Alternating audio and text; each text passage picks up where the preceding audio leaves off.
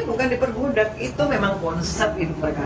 Mungkin di antara para wanita di sini mungkin saya tuh sedikit dari yang setuju dengan kehidupan seperti itu.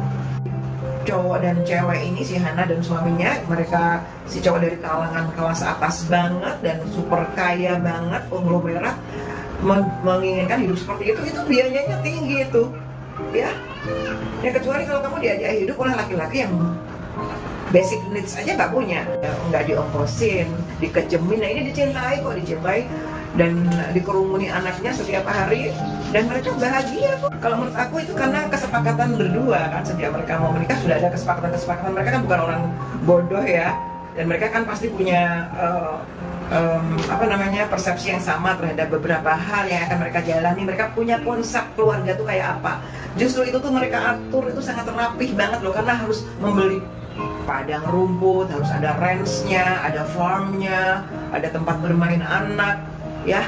Mereka bisa membuat bendungan juga, itu tidak main-main kan, itu kan konsep gitu loh.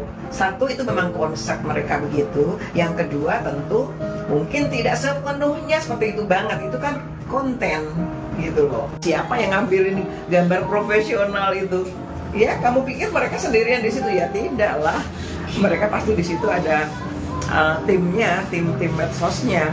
Kalau kamu melihat nih, si Hanahnya misalnya tuh kecapean, ya jelas dia capek karena emang nggak ada pembantu datang cuma sekali, ikut bersih-bersih seminggu sekali ya kan.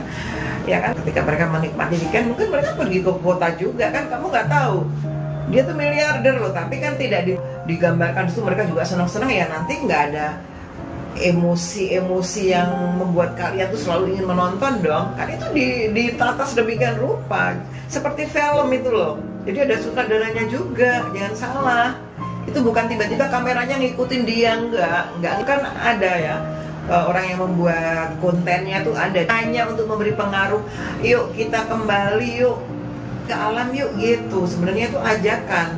Nah konsekuensinya ya digambarkan di situ, konsekuensinya apa? Kecapean.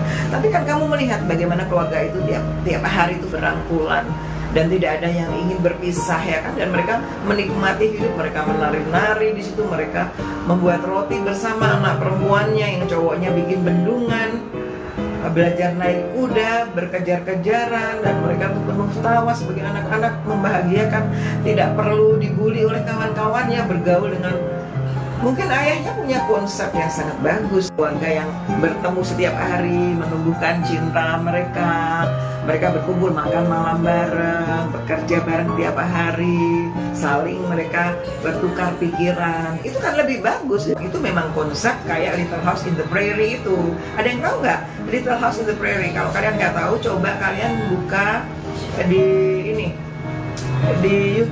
YouTube coba kamu buka di situ ada Little House in the Prairie, itu persis plak sama itu plak gitu, ketiplek, persis ketiplek kayak gitu, dan mereka bahagia. Dan itu kalau nggak salah Charles Landon ya waktu itu bintangnya sebagai cowoknya ya, terus Melissa Gilbert itu sebagai anak gadisnya yang nomor 2 kalau nggak salah gitu.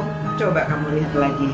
Kalau yang belum pernah mengenal film itu ya mungkin, kok kayak gitu, kasihan gini nih. Nah karena kamu tidak punya persepsi seperti itu, karena waktu itu belum zaman kalian gitu ya.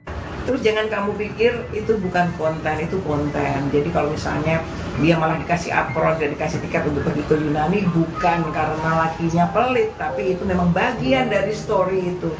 Bagian dari konten itu supaya membuat kamu tuh selalu ingin melihat lagi, kamu bergolak, emosi kamu tuh dipermainkan di situ, supaya ada perdebatan, supaya itu lama dan ditunggu. Begitu. Jadi pertama yang harus kamu ingat adalah bahwa itu adalah kesepakatan mereka berdua. Dan ternyata nggak ada masalah. Pernah nggak si Hannah ini di salah satu kontennya mengatakan bahwa aku ingin bercerai, aku ingin membalas suamiku? Ada nggak? Nggak ada. Yang ada mereka dengan 8 anaknya tuh berpeluk-pelukan ya di bawah pohon, duduk depan rumah, tersenyum. Wajahnya capek ya, tentu saja capek. Nggak ada pembantu ngurusin 8 anak. Kalau itu bukan kesepakatan berdua, tidak akan terjadi. Berarti mereka itu punya satu pemikiran, dan mereka adalah orang yang punya persepsi yang sama terhadap kesehatan, terhadap hidup di alam, terhadap ketidaktergantungan.